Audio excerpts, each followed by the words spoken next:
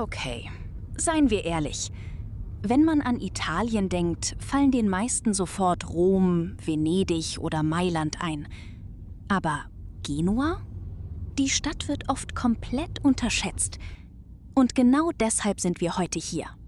Mal sehen, ob Genua uns überraschen kann.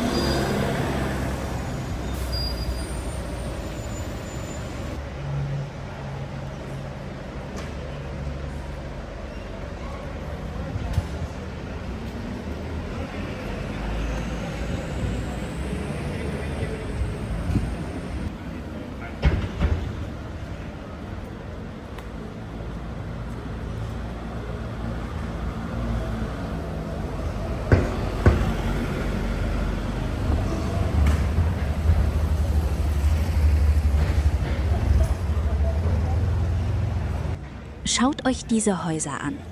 Sie sind nicht geschniegelt wie in einem Freizeitpark. Manche Fassaden sind alt, manche Fenster schief. Aber genau deshalb fühlt sich die Stadt echt an. Nicht perfekt, sondern voller Geschichte.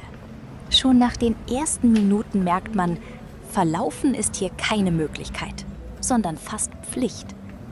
Die Gassen sind so schmal, dass Google Maps wahrscheinlich selbst kurz nachdenken muss. Aber genau das macht Spaß. Hinter jeder Ecke sieht alles wieder komplett anders aus. Mal ein kleiner Platz, dann plötzlich eine riesige Kirche. Und 5 Sekunden später riecht es nach frischer Pizza oder Focaccia. Nicht schlecht, oder?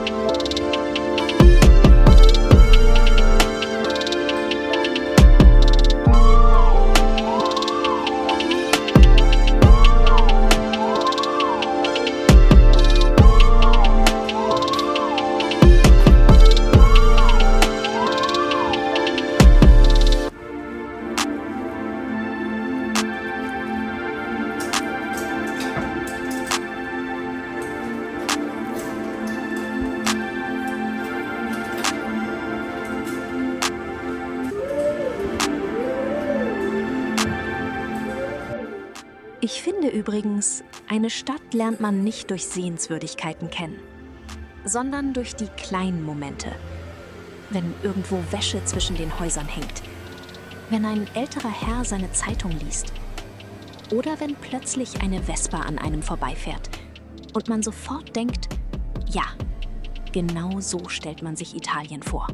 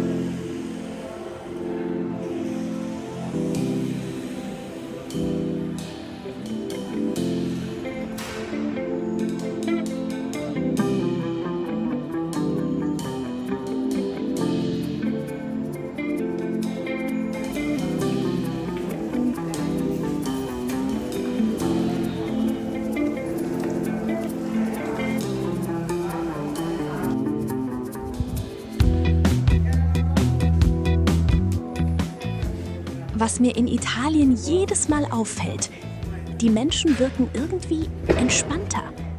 Niemand scheint einen Sprint zum nächsten Termin zu machen.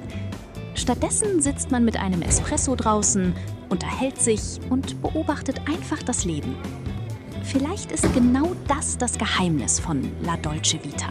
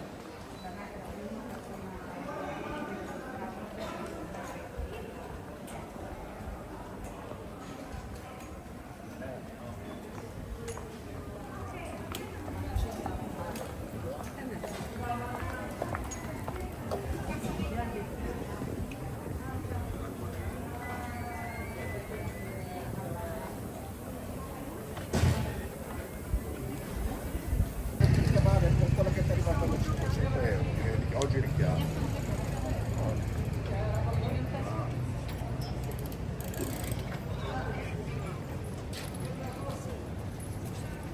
Sì.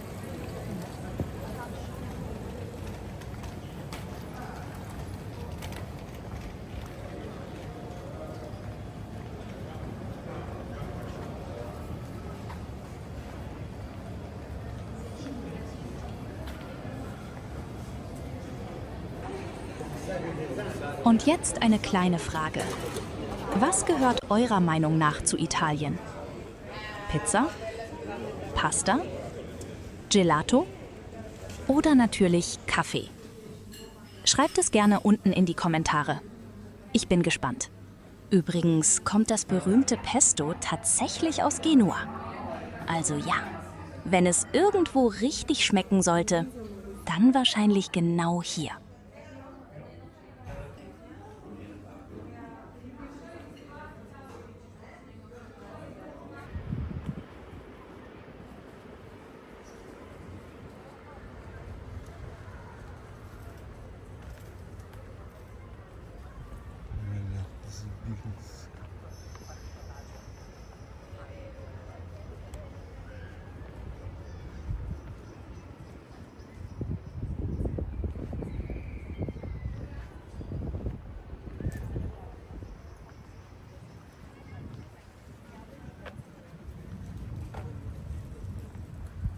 Je länger wir laufen, desto mehr merkt man, Genua ist keine Stadt, die sich sofort zeigt.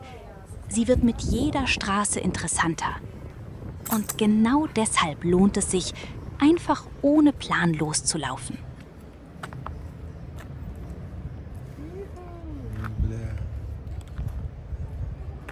ايه شرب بسم الله اشرب لي ريش